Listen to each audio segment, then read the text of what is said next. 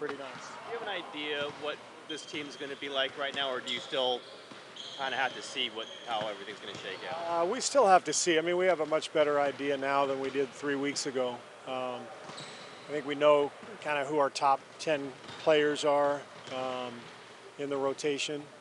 Um, we know roles. Our guys understand their roles, but I think we're going to be looking for combinations. The last couple of years that worked itself out pretty quickly, and last year was just a carryover from the year before. Not much adjustment, but this year there's some pretty big adjustments to make, just in terms of lineups and getting comfortable together. You know your top 10. Would that be Clark and McCaw at 9-10 and not a second big off the bench? Yeah, I would say that with the caveat that any of our bigs could play on any given night based on matchups. And they're all pretty different. McAdoo's a small, fast five. JaVale gives us a size and athleticism. Andy gives us size and just kind of that veteran savvy. Any of those guys could step in and play an important role from one night to the next. But I think that'll be more based on matchups than anything. Obviously, you've had a ton of talent for the past couple seasons, but when you add Kevin Durant, do you feel like you have more pressure to make this group work and then function at a high level, or do the players have more pressure to perform? Oh, we all do. That's just, I don't really get into rating how much pressure each person has. We all have pressure, but that's a good thing. I mean, the alternative is, hey, maybe we can win 30 this year instead of 25. Who wants that? And that's, unfortunately, a lot of the teams in the league have that. Teams that are going through rebuilding stuff, and they're trying to get to where we are. So we're in a really enviable position. We know how lucky we are to be together with this group. We understand the responsibility that comes with it. But that's fine. It's a good position to be in. Yeah. It does. It does. And it's the Spurs, so it makes it even more fun. And I can't wait to see Pop down on the other sideline. And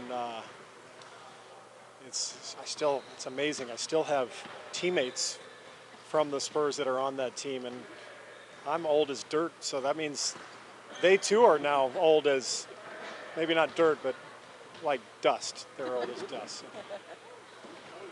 Not having Duncan going to change that team? Yeah, that'll be interesting. I saw a great note today that last time somebody else started at the 4 was Carl Herrera. Is that your note? Somebody. I think I saw it online or something. But 1996, 97. It's crazy. But what Tim has meant to that franchise, where do you begin? But if you just look at on the court, he's been, to me, the anchor of the defense. You can talk about his offense all you want, but he's been the anchor of that defense, which has been consistently one of the best in the league year after year.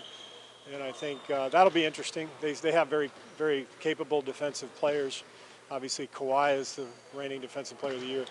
But Tim's your quarterback, your middle linebacker, and I'm sure that's a big part of this season is going to be adapting to life without him.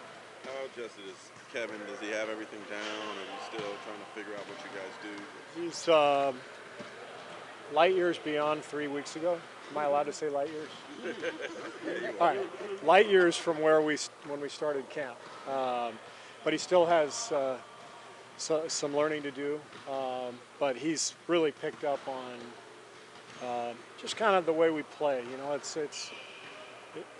There's a little chaos, but there's some pattern to the chaos, and I think he's embracing the chaos for sure. He loves the movement. He loves to make plays. He's enjoying playing with the shooting backcourt because they can space and he can make plays, and vice versa. So I think he's really adapting well and fitting in well. But it's only been a few weeks, so the little nuances, there's still stuff that he's going to figure out. Speaking of chaos, what do you think about his involvement in the Kanye West concert last night? Oh yeah. I cut practice short a little bit today because I saw you got a great workout last night. So. Do you think he's assimilated well into living in the Bay Area, being welcomed by the community? I know he has. You know, we've talked a lot about. You know, I ask him all the time, "What'd you do yesterday? What'd you do last night?" And you know, I know he's been into the city. He's been around Oakland. He's trying to get to know his surroundings as well as possible. And let's face it, this is a beautiful part of the world and a great interesting place to live. And he's having fun and he's getting used to everything and enjoying himself. You always talk about having joy, playing with joy, with the, you know, obviously the kind of quotation marks, the villain talk with you guys. You've had fun with that, but have you had to emphasize the joy part? Do you have to do that with these guys? And obviously, all the stuff that's been around Durant's decision to come here and the criticism, is joy out? We haven't had to try to force it. It's what we do anyway. I think, you know, part of our philosophy is just come in and have some fun. Let's get our work in, but let's have some fun.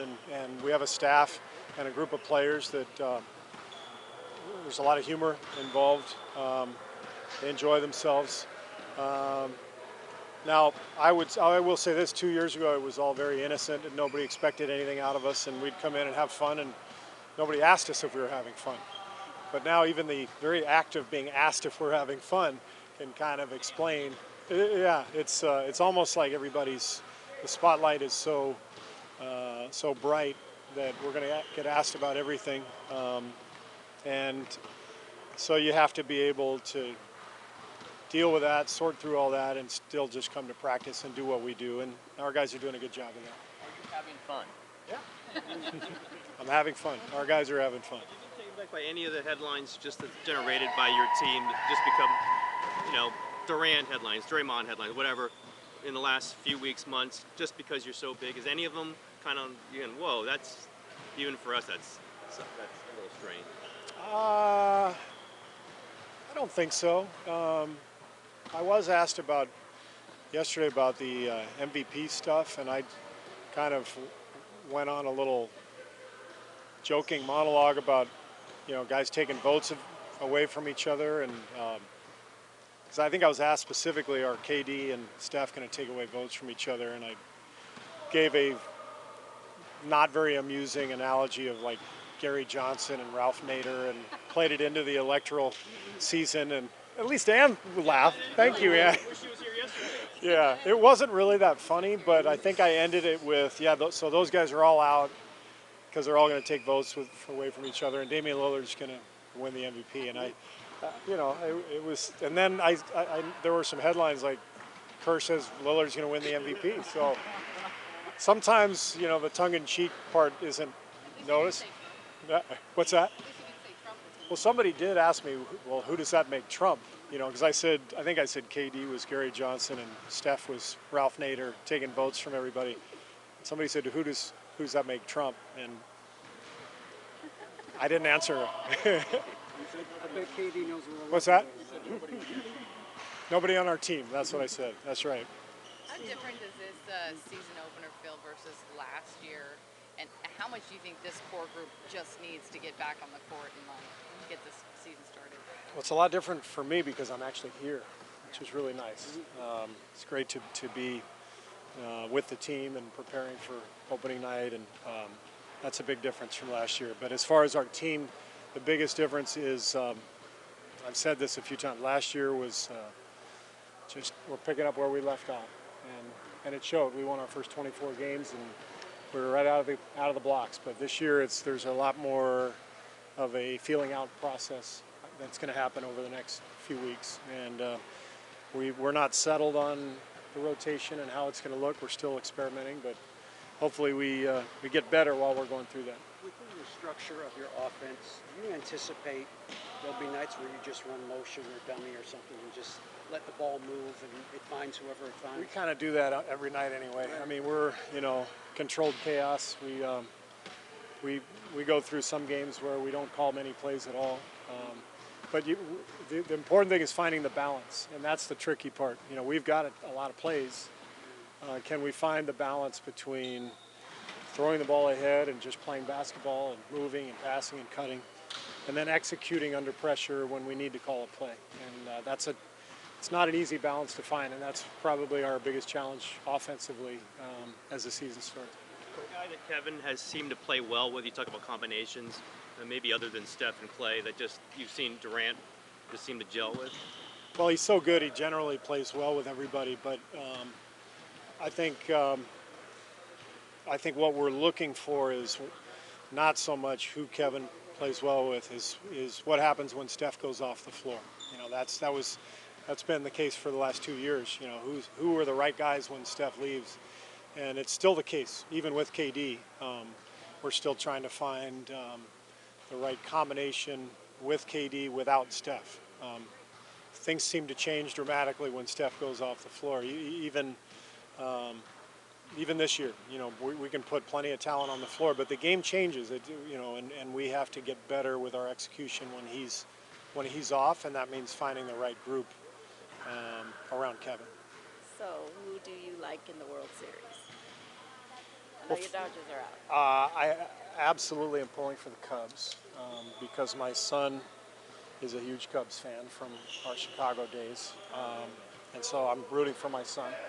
But I do have a little rant to go on, if you don't mind, since you opened the door for me. Ran on.